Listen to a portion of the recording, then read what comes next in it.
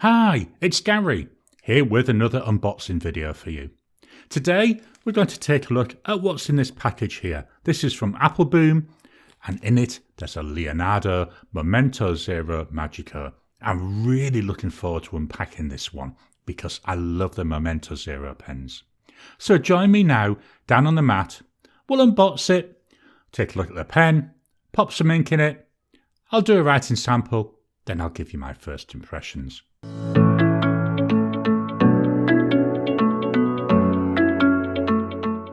So here we are down on the mat. Got this gorgeous package. It's come from Appleboom. I've got to be honest, most of the Leonardos that I order come from Appleboom, mainly because it's a lot cheaper than buying them here in Australia. I mean, I save between $80 and $100 most of the time. So let's get in. Just gonna cut this open. I love the way that they do this packaging. It's these little final touches that really can make a difference. Right, let's get in. Let's see what we've got. So, we have got a Momento Magico collection. So, this is part of the Momento Zero style pens. This one, I'm interested in this because it's actually got an ink window on it. But let's have a look. Let's take and see what we've got in there. So, we've got this gorgeous, I love the orange box, Momento Magico collection. So, transparent. And it's a piston fill. More than 45 years of experience from father to son, and the story goes on. So nice and simple. Let's see if we can get in. Let's push that out. Here we go. So we slide the outer orange sleeve off. So we've slid that off. We've now got Leonardo Officina Italiana. And again, nothing really else on that box. Let's take a look inside. Oh, look at that. We've got another box. Really well packaged, isn't it? So this is, I'm going to say it's a leatherette feel. I don't think it's leather, obviously. I think it's some kind of plastic. And again, fairly plain. So lift the lid, see what we've got inside. So the first thing we see, I'm just going to lift this up here. We can see the Leonardo Officina Italiana details there. Then we've got this little leaflet here. Just going to slowly, there we go. Not a lot of information, but it's nice to have. But just look at what is revealed. Look at this gorgeous pen. This is in the meal pattern or honey. Just going to ease it out slowly. Let's get rid of the box. I'll fetch in a pen rest and I'll take this out of the plastic wrapper. Here we go. Oh, look at that. That looks so nice. That looks nicer than what I thought. Got a little tag on there. I'm just going to take that off. Pop that to one side. What I do with those, I actually put them into my Galen leather folio. So hopefully I'll eventually have a nice little collection of them. This is so nice. It's, I'm going to say orange, but I can see lots of shades of brown. There's some gold colours in there. Let me just slowly spin it around for you. There we go. This is so pretty. Let's take a quick walk through the body. So at the top, like most Momento Zeros, we've got that dome there. We come down into the actual cap itself. The clip, it's got the wheel on the bottom, and yeah, that's nice and springy. To me, the cap is tapering out till it gets to near the bottom of the clip, then it seems to straighten up. We come on down to this decorative gold band. And then on the back there, I noticed, let me just turn this around for the moment, we've got Leonardo and 536. I'm assuming that is 536th type of this pen made.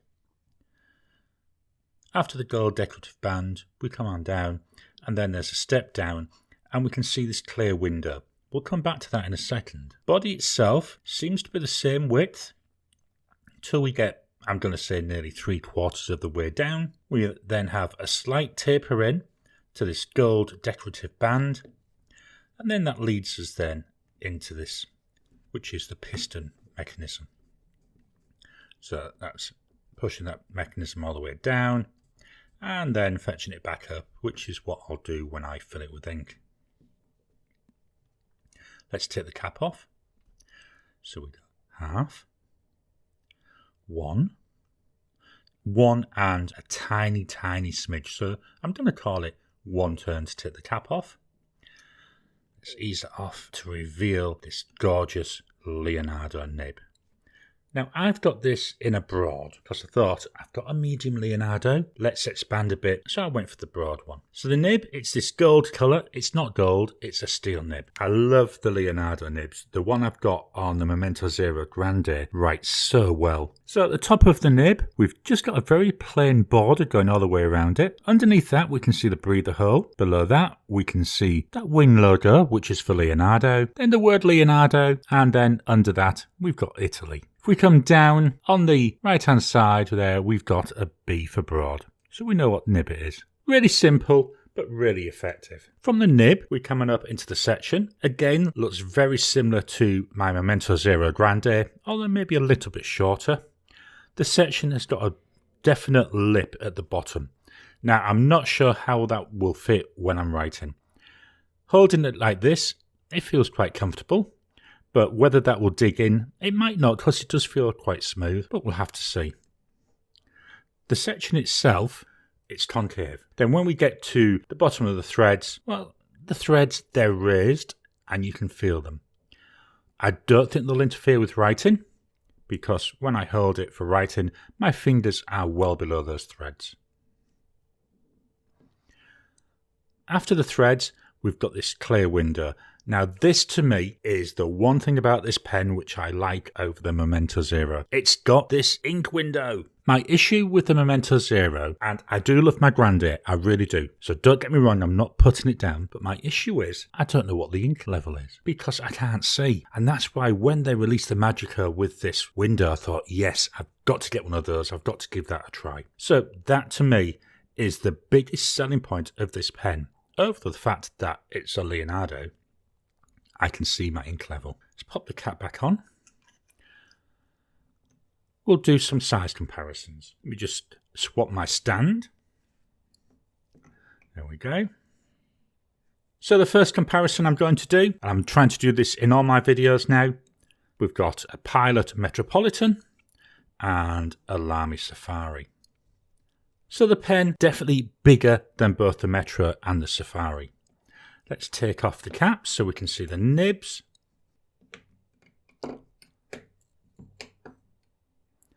What I'm going to do is line these all up so that the bottoms of the nibs are all in a line. There we go. So you've got the number 6 nib there on the Leonardo. You can definitely see how much bigger it is. So this is a Joe nib. Looking forward to getting in and trying this one out. Let's get these two out of the way and we'll fetch in another comparison. We'll start with it uncapped. So what I've brought in here is my Momento Zero Grande. And it's the Grande version as it says, but look at that. It's actually not too much longer. I would say we're talking millimeters extra in length. Let's pop the caps on.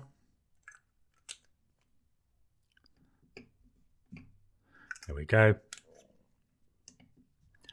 So with the cap on, again, not that much longer. Not as much as I was expecting anyway. So that's really nice to see these combinations. In terms of price, whilst I've got both these here, the Momento Zero Grande, if I buy it in Australia, is $470. By buying it through Apple Boom, I paid $377. The Magico, by buying it through Apple Boom, it was $260. And I haven't been able to find an equivalent price in Australia yet. Let's get that one out of the way. My final comparisons. First one I'm going to fetch in is a Diplomat Aero. So as I said, I paid $260 for the Leonardo. I paid $263 for the Aero. Then I'll also fetch in this one, This is a Pilot Custom Heritage 92, and that one I paid $270. So we're bracketing that Leonardo in price. We'll take a quick look at the nibs on these as well.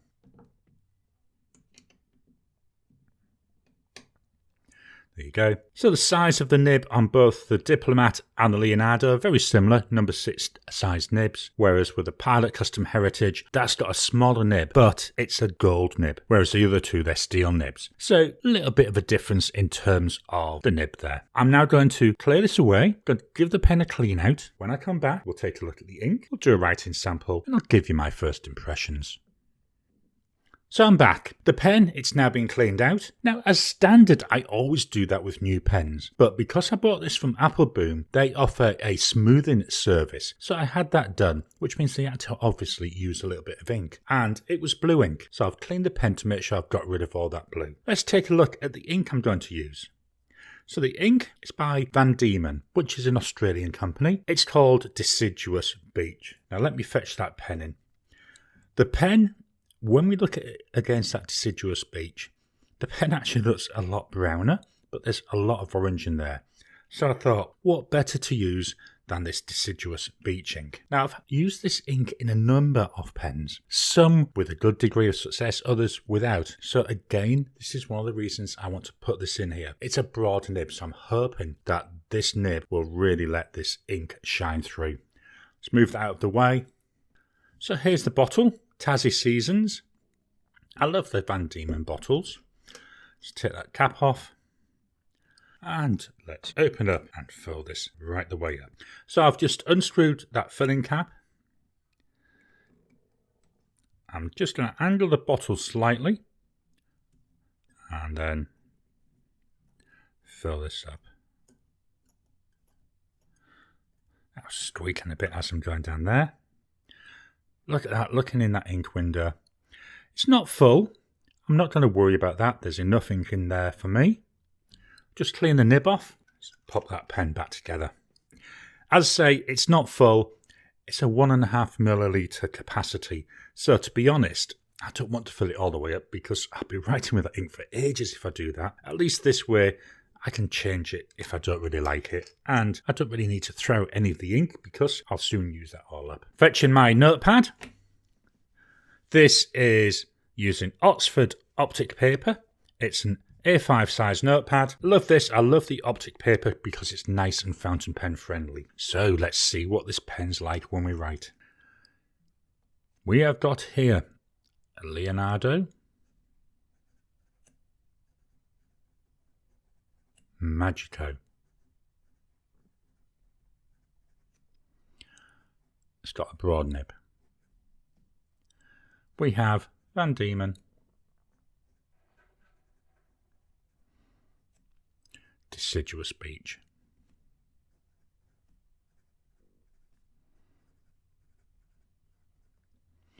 As I said, this cost 260 Australian dollars. So far it's writing quite nice. Let's do our drying times. So we go immediate. We go 10 seconds. Still fairly wet after 10 seconds.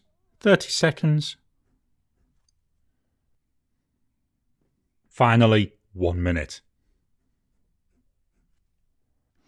After a minute, it's still smudging slightly. So if you want to use it for longer note-taking sessions, you maybe need to think a little bit about that because, if you're trying to write multiple pages, you can't afford to be waiting over a minute for it to dry before you can turn the page. I'm now going to move the mic so that you can hear the pen writing.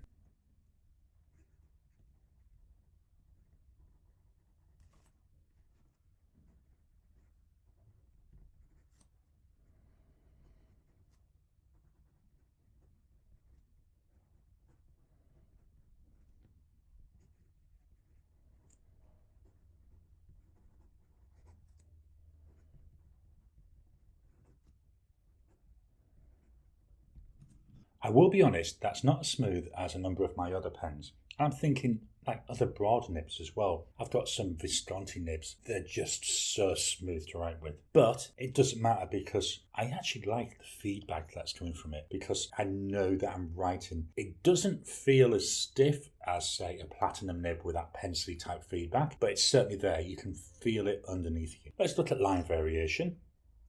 So we've got, that's no pressure. I'm going to add a little bit of pressure. Not really getting that much of a thicker line, but obviously getting a darker line. Let's do some S's.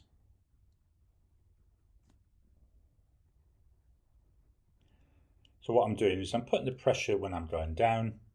Again, not really seeing that much in the way of line variation. The nib, it feels stiff. Now I'm going to try something new. I'm going to turn off the lights and we're going to look at this resin using a little LED light.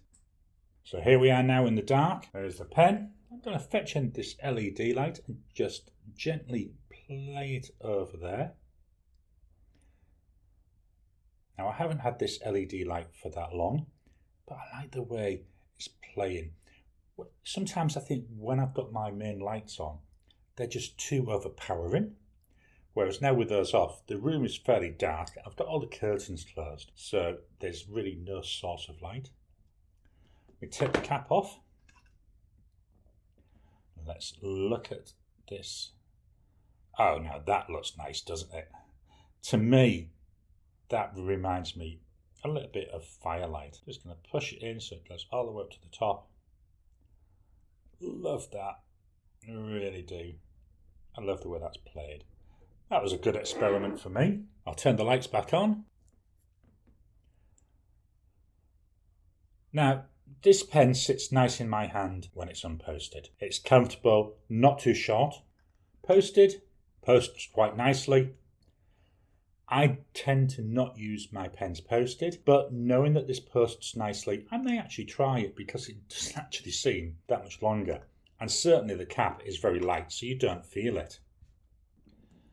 So what are my first impressions of this pen? It looks really nice. It looks impressive. It feels nice. I like the material it's made from.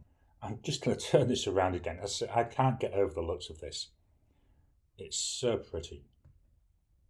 But I like this sort of material. To me, it adds a lot of interest. Just look at that. Look at the gold sparkles coming off now. I love the ink window. I'm just going to undo the cap a bit. Just look at how that ink there plays.